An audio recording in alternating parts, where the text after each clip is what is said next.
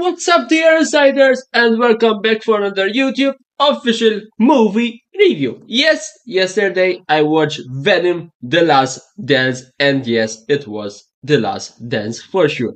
I will dive into this review, but it was called Venom: The Last Dance, and yes, for sure, it was The Last Dance, as we saw. Unexpected ending, and yes, we dive in. So basically, I'm not that Marvel. I'm not that Venom fan, but obviously I'm a Spider-Man fan, and when it comes to Venom, those movies interested me.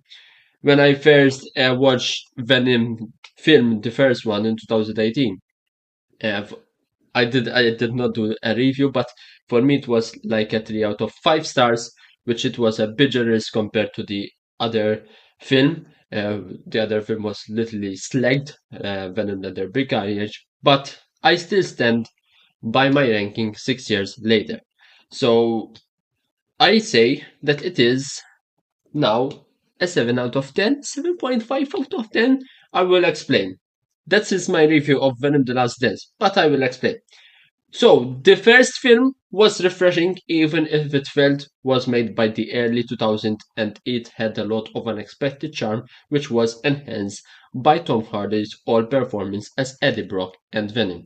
Now, we can say that Venom The Last Dance contains everything that made the original movie enjoyable plus more. There's more of Eddie and Venom desire and strangely nostalgic chemistry as well as more spectacular symbiote action scenes including a particularly enjoyable moment with Venom Horse. That moment of Venom Horse it was literally full of laughter and full of enjoyness. Um, there are also more of the clunky elements from the original Venom film. There are exposition-heavy Marvel knowledge dumps, particularly with regard to the Null, as well as sequences with a high dose of skills. Nonetheless, despite its flaws, Venom: The Last Dance remains a thrilling trip.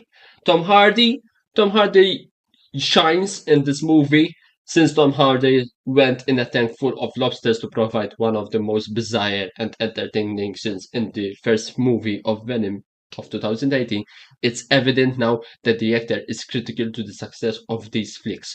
Hardy's willingness to immerse himself in the unusual and strange world of Marvel's Venom has always contributing into the captivating and amusing interaction between Eddie and his obviously symbiote Venom in Venom: The Last Dance. In Venom: The Last Dance, Hardy gives his all to his roles as Eddie and also Venom. Smartly also, Venom: The Last Dance focuses exclusively on Eddie and Venom, giving the couple, they are not sort of couple, but we know how they are, something of a buddy comedy road trip storyline and what Hardy has stated, which it will be his final tour as Venom. And I said, it was really a last dance.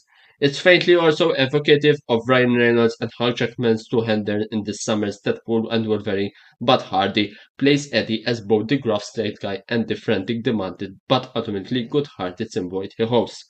Yes, in fact we know that Venom is literally a villain, but this movie made it that it looks like a superhero. It's a stroke of genius to simply let Hardy run free as both characters, even if it's obvious that it fits the film's greater narrative. The rest of Venom: The Last Dance cast also are fantastic. The actors appear to take the film as seriously as Hardy, but obviously not too seriously.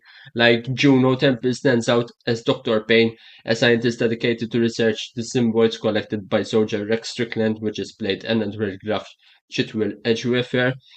Real Still fans, as we know him from the Lizard of the Amazing Spider-Man, also gives an enjoyable performance and laughable performance as Martin, which is a UFO enthusiast who brings his family on a vacation to the Area 51.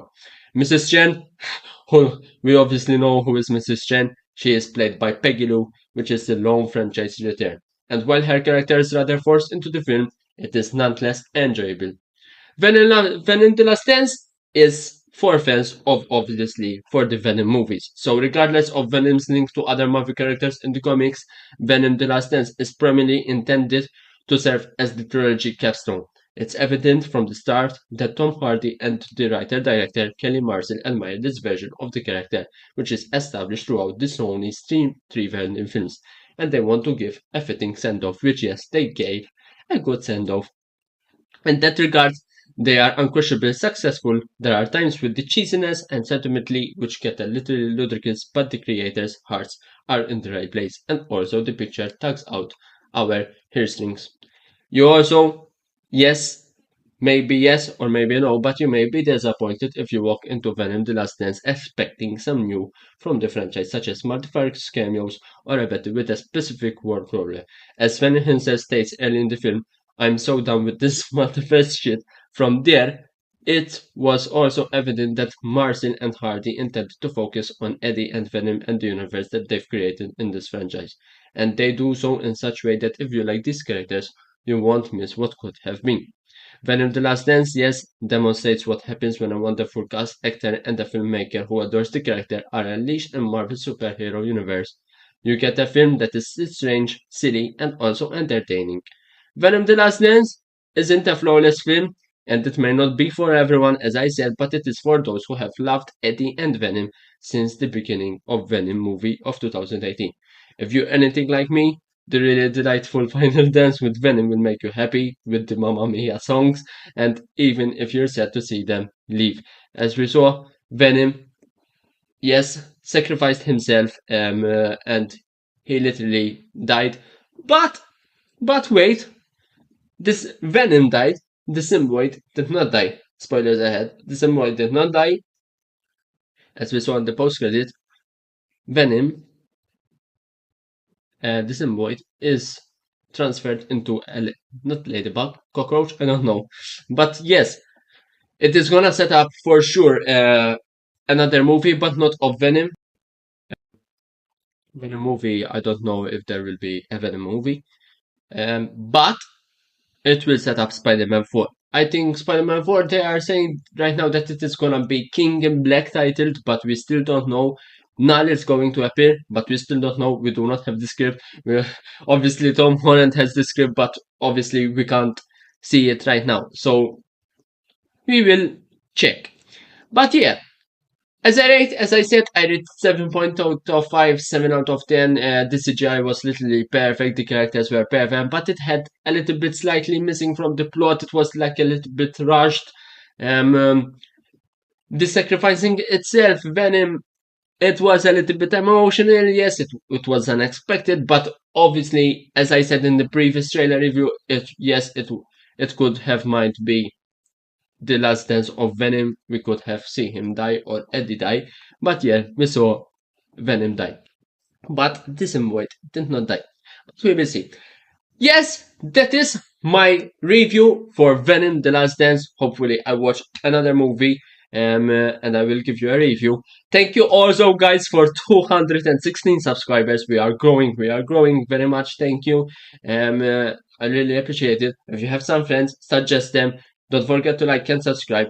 And here, reviews by Ramsider here, signing off, and have the rest of the day a good day. And don't forget to like and subscribe and stay tuned for another review. Here, reviews by Insider here, signing off, and have the rest of the day a good day. Bye bye, Insiders. Bye.